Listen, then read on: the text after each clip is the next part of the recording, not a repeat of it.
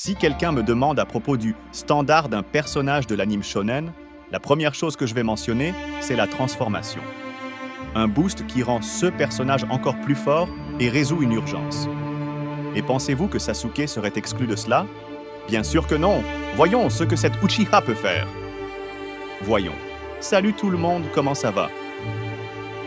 Les plus grands ninjas de Naruto ont traversé diverses évolutions, que ce soit en acquérant plus de jutsu, en renforçant les techniques et en obtenant de nouveaux pouvoirs. Nous classons une transformation comme une altération complète du corps, mais ce n'est pas seulement cela qui constitue une transformation. Par exemple, le mode sage de Naruto est une transformation, n'est-il pas?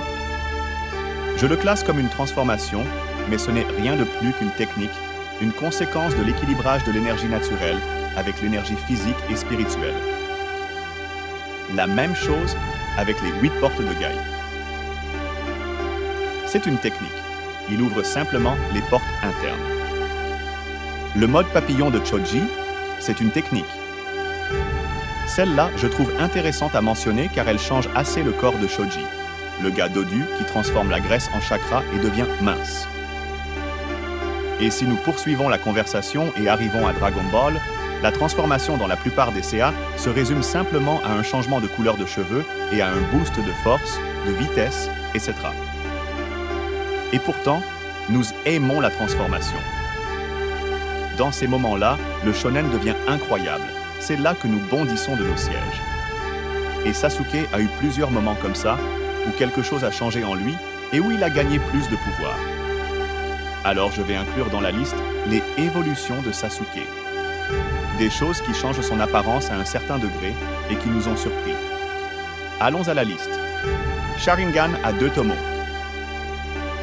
Comme je l'ai mentionné, je vais aborder les changements physiques minimaux qui transforment Sasuke en pratiquement une autre personne.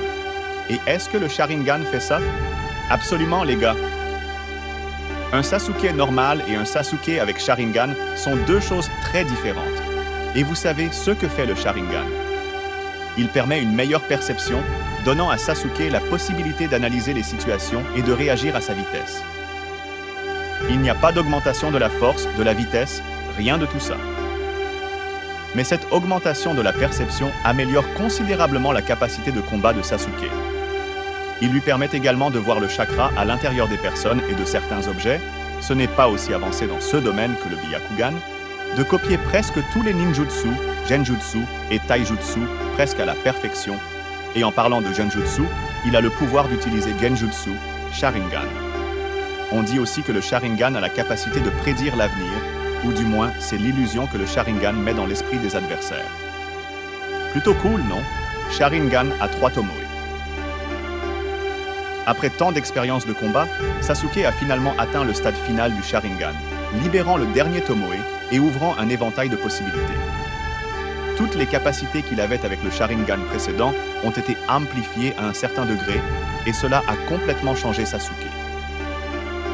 Dans la bataille dans la vallée de la faim, où Sasuke a réussi à faire évoluer le Sharingan, il ne pouvait pas suivre les attaques de Naruto avec le pouvoir du renard. Il était beaucoup plus rapide, beaucoup plus fort. Et juste après cette évolution de Sasuke, il n'a pas reçu de boost, mais il a commencé à voir et à réagir aux attaques. C'était un moment très impressionnant, très cool. Mangekyo Sharingan. Eh bien, la prochaine évolution naturelle est le Mangekyo, quelque chose qui a pris des années à Sasuke pour atteindre, après tout, la dernière chose qu'il voulait était de suivre les traces d'Itachi. Mais bon, cela a changé après qu'Obito lui ait dit la vérité. En plus d'avoir toutes les capacités précédentes en recevant un autre boost, Sasuke a obtenu le pouvoir d'invoquer l'Amaterasu et de manipuler ses flammes.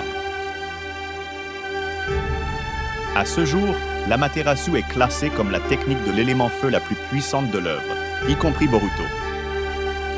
Dans la grande majorité des CA, avoir une étincelle de cette flamme touchant votre corps est la mort. Bien sûr, il y a un autre pouvoir du Mangekyo, mais nous en parlerons plus tard. Et il est important de mentionner que, contrairement au Sharingan ordinaire qui ne consomme que du chakra lors de son utilisation, le Mangekyo se révèle être une arme à double tranchant. Il est supérieur au Sharingan ordinaire, mais utiliser ce pouvoir plusieurs fois cause la cécité. Mangekyo Sharingan éternel. Et voici l'évolution non naturelle du Mangekyo, libéré uniquement pour un Uchiha, avec un Mangekyo qui a pris la même technique d'un autre Uchiha. C'est-à-dire qu'il faut implanter un Mangekyo Sharingan d'un autre Uchiha pour obtenir cette évolution. L'avantage est que la cécité est hors de l'équation, en plus de ses yeux consommant moins de chakra et étant très avantageux en combat. C'est sans aucun doute une évolution respectable. Madara lui-même mentionne que le Mangekyo éternel est la preuve que les Uchiha doivent continuer à évoluer malgré tant de pertes tragiques. Marque maudite du ciel, première forme. Et nous voici arrivés à la marque maudite, placée par Orochimaru, là dans la forêt de la mort. C'est ici que Sasuke obtient enfin un boost dans les réserves de chakra. Plus de force, plus de vitesse. C'est le package complet, mais pas aussi bon que la prochaine phase. Marque maudite, forme finale.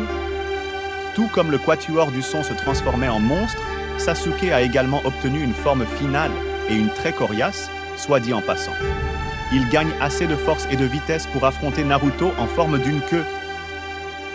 Sasuke a réussi à rivaliser avec le pouvoir d'une bête à queue. Un genin faisant cela ne devrait pas exister. Et si cela ne suffisait pas, Sasuke peut voler dans cette forme grâce aux ailes, Susanoo.